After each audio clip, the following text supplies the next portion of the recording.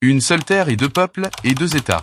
Ils portent presque le même nom. Le colonialisme étranger les a séparés, mais la géographie les a réunis. Le nom officiel, que vous alliez dans l'un ou l'autre, ne présente pas de grande différence, à tel point que vous pourriez ne pas faire la distinction et penser que vous êtes dans l'un ou l'autre en même temps. Ils étaient une seule nation auparavant, jusqu'à ce que la colonisation française et belge atteigne leurs terres, les divisant et les séparant, leur donnant deux capitales et deux noms différents, le Congo et la République démocratique du Congo. Quelle est la différence entre eux? Et pourquoi l'un s'appelle-t-il simplement le Congo et l'autre avec le mot démocratique ajouté? N'oubliez pas de vous abonner, d'aimer la vidéo et d'activer la cloche de notification pour ne rien manquer de nos prochaines publications.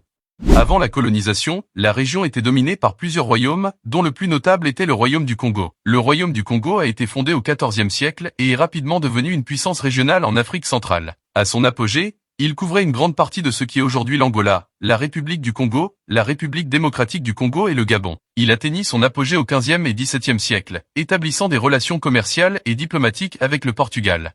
Les rois du Congo se convertirent au christianisme, et le royaume adopta de nombreux aspects de la culture européenne. Au XIXe siècle, le royaume du Congo était largement réduit à un petit territoire autour de sa capitale historique, São Salvador. La conférence de Berlin de 1885 divisa formellement l'Afrique centrale en sphère d'influence coloniale. L'État indépendant du Congo fut créé en 1885 comme propriété personnelle du roi Léopold II de Belgique. Léopold II exploita brutalement les ressources naturelles, notamment le caoutchouc et l'ivoire, et imposa des conditions de travail extrêmement dures aux populations locales. Les abus et les atrocités commis pendant cette période causèrent des millions de morts et attirèrent l'attention internationale, menant à des critiques sévères contre Léopold II. En 1908, sous la pression internationale, Léopold II céda l'État indépendant du Congo à la Belgique, qui en fit une colonie officielle connue sous le nom de Congo belge. La France, de son côté, étendit son empire colonial en Afrique centrale. En 1880, l'explorateur français Pierre Savorgnan de Brazza signa un traité avec le roi Makoko d'Étek, établissant un protectorat français sur la région de l'actuelle République du Congo.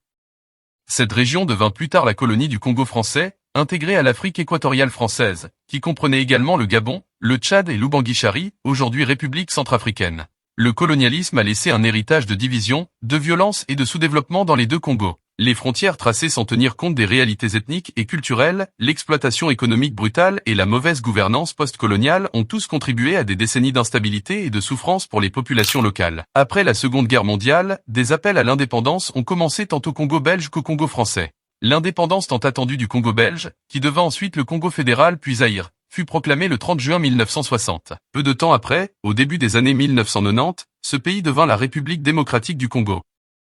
Parallèlement, le Congo français obtint son indépendance de la colonisation française le 15 août 1960. Malgré l'espoir de réunifier les deux pays, ce rêve s'est rapidement évanoui. Après l'indépendance, les deux États se sont séparés et ont évolué différemment, chacun avec son propre système, sa propre structure et ses croyances. Les puissances occidentales ont réussi à diviser l'un des plus grands pays africains en petites entités, ne laissant qu'un nom commun aux deux nations. Tout cela a eu des conséquences qui se font sentir jusqu'à aujourd'hui. Alors d'où viennent-ils les deux noms qui différencient les deux Congos? Le nom Congo-Brazzaville provient de la capitale, Brazzaville, qui fut nommée d'après l'explorateur français Pierre Savorgnan de Brazza. En 1880, il signa un traité avec le roi Makoko d'Étek, établissant un protectorat français sur la région. Brazzaville devint la capitale du Congo français et, plus tard, de la République du Congo lors de son indépendance en 1960. Et Kinshasa, la capitale de la République démocratique du Congo, tire son nom d'une fusion de deux mots, Kin et Shaza. Voici l'origine et la signification de ce nom, Kin. Il s'agit d'une abréviation de Nkuna, ou Nkuna Kintombo, qui était le nom d'un village précolonial sur le site actuel de Kinshasa. Shaza, ce terme provient d'une variété de palétuvier appelée Enessa en langue kikongo, qui poussait en abondance dans la région. Ensemble, Kinshasa signifie donc la marche des Enessa, ou la ville des Enessa, en référence à la végétation locale et à l'histoire de la région.